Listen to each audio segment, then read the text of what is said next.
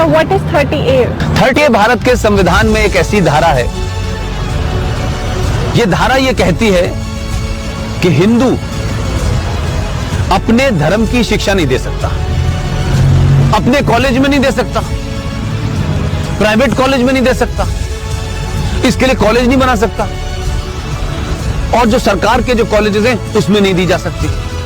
लेकिन एक धारा है 30, वो 30 धारा मुसलमानों को इस बात की इजाजत देती है कि वो अपनी मजहब की शिक्षा के लिए कॉलेज खोल सकते हैं, वो मदरसे चला सकते हैं, क्रिश्चियन अपने मदरसे चला सकते हैं, स्कूल इंस्टीट्यूशन चला सकते हैं, जहां वो अपने मजहब की शिक्षा दे सकते हैं। मेरा सवाल यह है, क्या संविधान के निर्माताओं को इस बात का बोध नहीं था कि सिन्नी जी, अगर आप अपने धर्म की शिक्षा आपको नहीं मिलेगी तो आप में संस्कार कहां से आएंगे, आप में फेथ कहां से आएगा, आप वेद क्या हैं, पुराण क्या है, कैसे जानेंगे अगर आपसे कहा जाए आपको यह नहीं पढ़ना है। और भारत में एक ऐसी सिविलाइजेशन जिसके 5000 साल का जो रिटन डॉक्यूमेंटेशन है, उसमें भारत का कोई भी आप दौर देख लें, कभी भारत की सनातन संस्कृति के मानने वालों ने दुनिया के किसी देश पे हमला नहीं किया। यह शब्द बलात्कार हमारी संस्कृति का हिस्सा नहीं था। ये घूंघट इसलिए नहीं था कि हमारे यहां था, हमको गलत नैरेटिव दिया क्या। ये भारत के अंदर जब मुगल शासक आए, उनका एक ही एजेंडा था कि जितने गैर मुस्लिम औरतें हैं उनका रेप करके उनकी नस्लों को सुधारना है।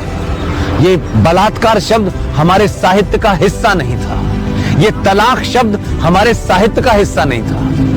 हमारी परंपरा और संस्कृति में 7 फेरे जीवन भर के लिए जाते हैं। इस्लाम में शादी is a contract between 2 people, it's a business. आपने शादी मुझसे की और शादी करने के कुछ दिन के बाद आपको लगा कि मैं रहना नहीं चाहती, तो बिजनेस कॉन्ट्रैक्ट है, आपने कॉन्ट्रैक्ट कैंसिल कर दिया। तो आर्टिकल 30A भारत के संविधान से हटना चाहिए।